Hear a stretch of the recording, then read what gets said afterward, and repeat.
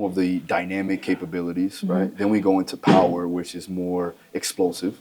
Then we work into high force, right? And then that's when it starts to taper down. And maybe you can do some like hypertrophy work where you're trying to build muscle, right? Let's say somebody needs to have more muscle, they atrophy due to not training. Right.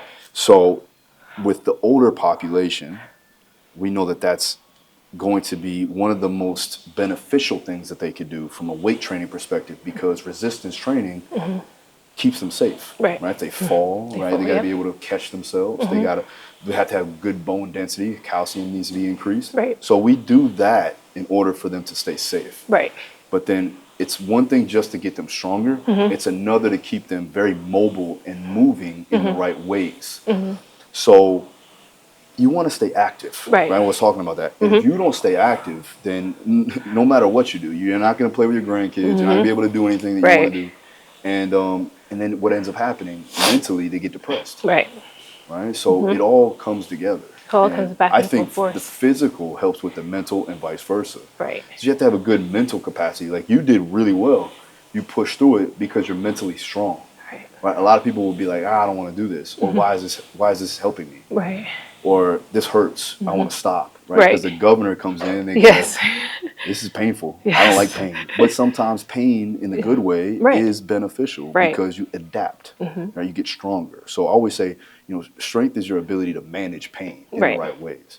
And I think that a lot of people, they stop growing because they don't want to go through difficult situations. Exactly. So they have to be able to battle discomfort in a positive way and understand what's good pain from bad pain. Exactly. But if you're in the gym and you should know, okay, this doesn't feel right. That's when you have to call an audible. Right. So if something is nagging or shooting pain or anything nerve related, obviously we're going to have to switch it up. Right. But when it's muscular fatigue, when it's lactate accumulation, you'll feel that burn. Well, you need that, right? And it allows you to be able to buffer it out a little bit more so that the next time you come in, you could push a little bit more. And so there's a steady increase of progression, right?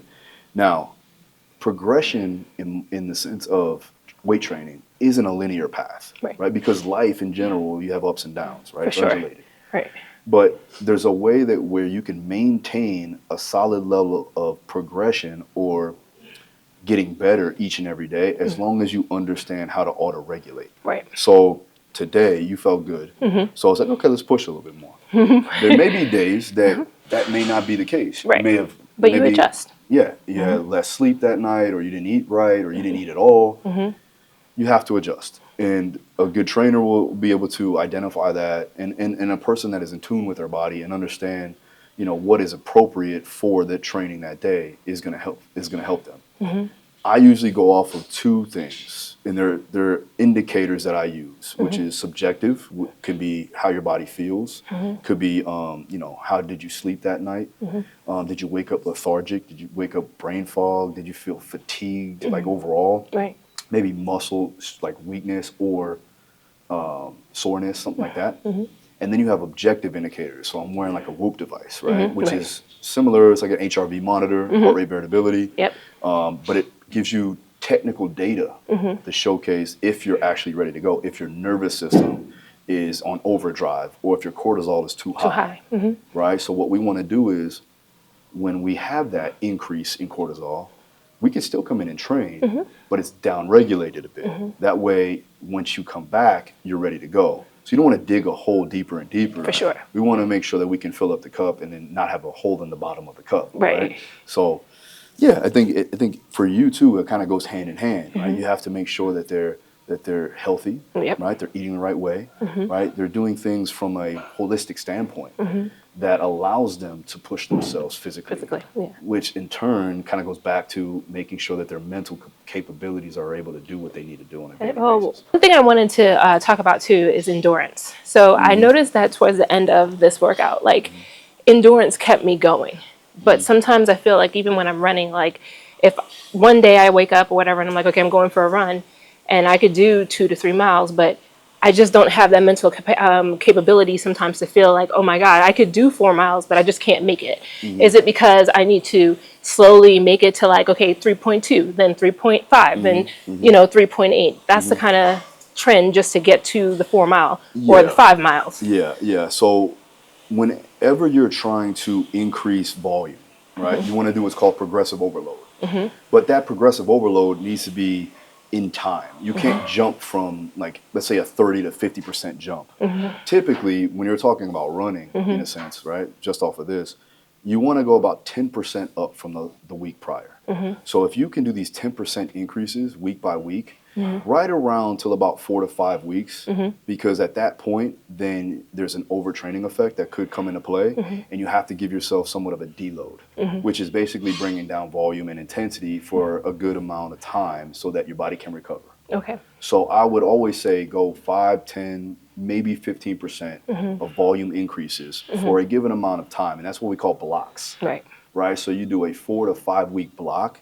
This is in particular to endurance training. Weight training is a little different. But with endurance, you can slowly increase and then give yourself a good break so that you can get a positive adaptation. You can allow your body to recover and then go ahead and start over again. And then it's just you're starting from where you left off at. Okay. And it's a long process. So you need to make sure when you're putting together a plan, you have enough time to get to that end goal. Okay. Because a lot of times people try to cram too much together and they don't have enough time. Yeah. And one or two things are going to happen. You're going to overtrain yourself. And then you're give gonna up. Yeah. And also get injured and then you give up, right? Which puts you back tremendously. Yeah. So I would say, definitely look at a time horizon, like on a longer time frame. If you have an arduous task ahead of you, make sure that you have enough time to prepare. Right. Right. That's the highlight I try to get with the patients that come into the door. Because obviously the second pillar is for them to be physically active. And then they'll be like, well, doc, I can't just go run 1 mile, but I'm not asking them to go run a mile. Yeah. I really want them to start in small increments, but just getting that idea that the more you keep moving, just like what we said, if you don't use it, you lose it. Yeah. So the more you're moving, the more likelihood you're going to keep moving, and the less likelihood you're going to fall or have injuries and things of that nature. So. Yep. Sled, right? The hardest part is what? Starting. Right? But once you get in it. And once you get it, you get the momentum, right? So again, it's starting from that yielding position of stagnation and overcoming that stagnation. So remember we talked about rate of force production, right? So it's a static overcome by dynamic. Yeah. That's the same thing in life. So like the most force you can produce should be at the moment of the start. So when you accelerate off the blocks in track, right? You should be able to go from 0 to 100, right? Mentally, right? Maybe not physically at points, but mentally, you want to try to give it your all. And whether that be walking for 5 minutes, and that's giving it your all, it's meet the action where your body and your mind is capable of going. Right. That's And a good point. as you get better, then you can push it further and further, right? And it's always going to come down to what you're physically capable of doing, right? So you have to monitor that. And I think that also people stop before they have their physical capabilities met. Right.